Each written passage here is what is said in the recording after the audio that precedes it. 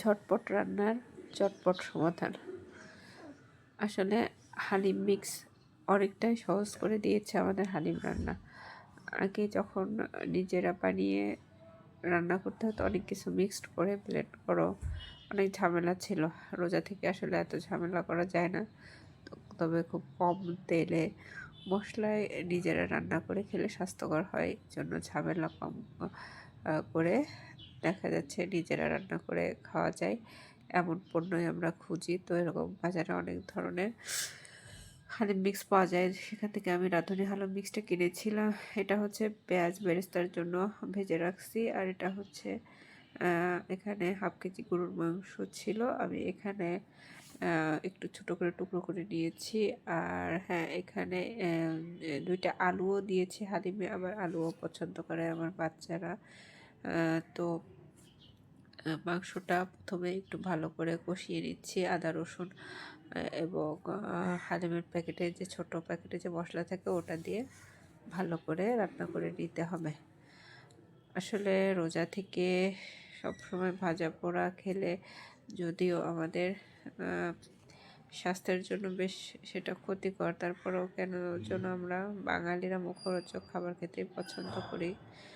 যাই হোক, তারপর গোশত প্রথমে একটু প্রেশার কুকারে সব মশলা দিয়ে সিদ্ধ হয়ে আসলে তারপর বাকি যতটুকু ঝোল থাকে সেটার ভেতরে হালিম মিক্স এর ছোটো প্যাকেটের যে মশলাটা, ওই মশলাটা পুরোটাই দিয়ে নেড়ে নিতে হবে।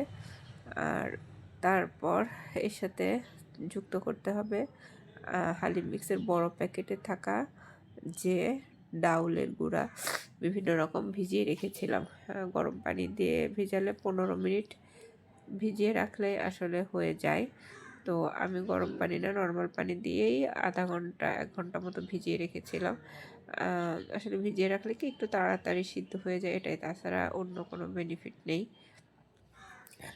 যা হোক, তারপর এটাকে নাড়তে নাড়তে একটু গাঢ় হয়ে আসলে দিয়ে দিতে হবে সেই রান্না করা মাংসটা, সেই 1 বাটি রান্না করা মাংস। আর এটা মিলে আসলে প্রেশার কুকারটা ছোট হয়ে যাচ্ছিল, তাই আমি একটা কড়াইতে নিয়ে নিলাম যাতে নাড়তে সুবিধা হয়।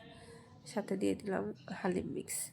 তো তারপর এটাকে নেড়ে পছন্দ মতো ঘন্টে আসলে পরিবেশন করতে হবে। এখানে সাধারণত 1 প্যাকেট যে পরিমাণ থাকে সেটা দিয়ে আসলে 6 জনের জন্য রান্না করা যায়। তো আমাদের বাসায় আসলে ছোট বড় মিলে আমরা 6 জনই। তো 1 প্যাকেটেই মাশাআল্লাহ হয়ে গেল আমাদের হালিম রান্না। তারপর দেখে বোঝা যাচ্ছে মাশাআল্লাহ লোভনীয় হয়েছে। এরপর হালিম ডেকোরেশনটা আমার কাছে খুব ভালো লাগে, মজা লাগে। তো শসা তারপর টমেটো ছিল, শসাটা ওরা আগেই আসলে খেয়ে ফেলেছে বেশি। তো মাঝে মাঝে ওরা শসাটা কেটে রাখলে খাই, এটা ভেবেছে ওরা, ওদের জন্য রেখেছিলাম।